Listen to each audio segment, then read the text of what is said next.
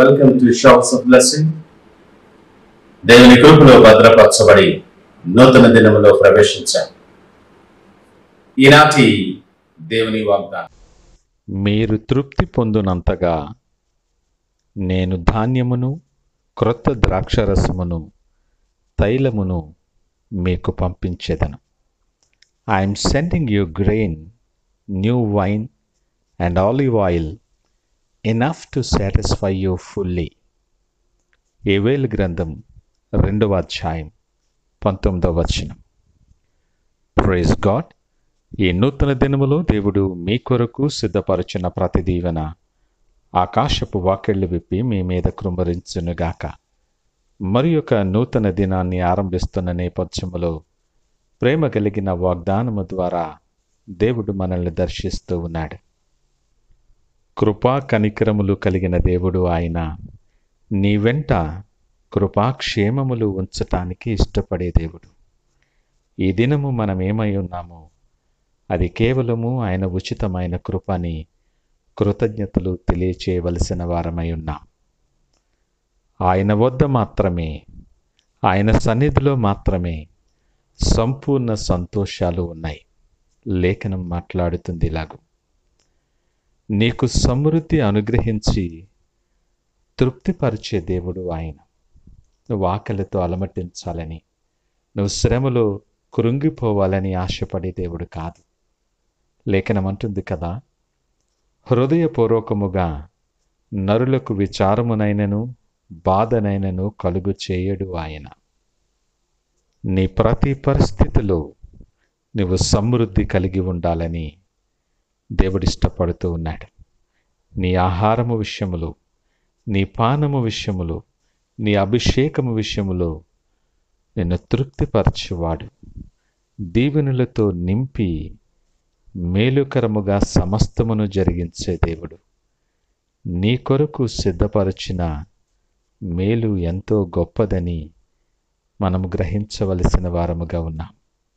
ఈ మాటలు వింటున్న ప్రియ దేవుని జనాంగమా, నీ పరిస్థితిని బట్టి, నీ చుట్టూ ఉన్న అనేక నేపథ్యాలను బట్టి, నిన్ను తరుముచ్చు ఉన్న భయాలను బట్టి నువ్వు దిగులు పడద్దు.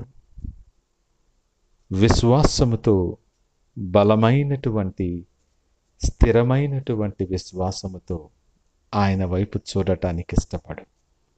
నీ విశ్వాసము నుండి నిన్ను తప్పించటానికి, నిన్ను బలహీనపరచటానికి అపవాది అనేక రకములుగా, అనేక విధాలుగా ప్రయత్నం చేస్తూ ఉండొచ్చు.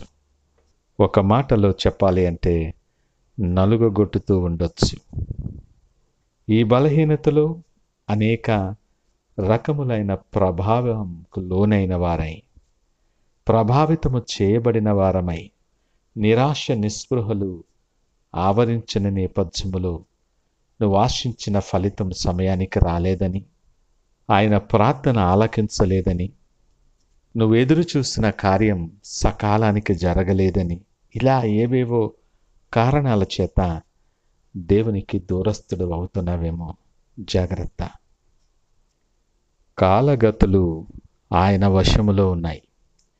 నీకు ఏది ఎప్పుడు ఎలా మంచిదో, ఏది మేలైనదో ఆయన కంటే బాగా తెలిసిన వారెవరు?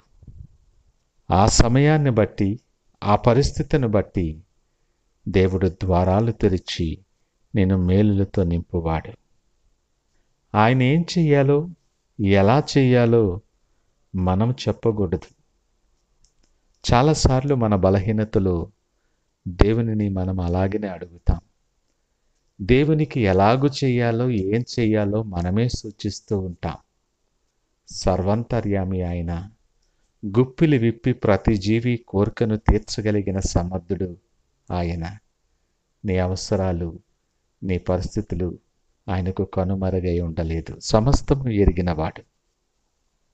సహనముతో ఆయన కొరకు కనిపెట్టు. విశ్వాసముతో ఎదురుచూడు. నాశనకరమైన గోతులో నుండి, జిగిటగల దొంగ ఊబి నుండి నిన్ను లేపి తృప్తిపరచి బలపరచి సాక్షిగా నిలవబెడతాడు. సింహపు పిల్లలు లేమిగలవై ఆకలిగొంటాయేమో కానీ ఆయనను ఆశ్రయించు వారికి ఏ మేలు కొదువై ఉండదని లేఖనం మాట్లాడుతుంది. ఈ మాటలు వింటున్న నిన్ను ఆయన ప్రత్యేకించి ఏర్పాటు చేసుకున్నాడు.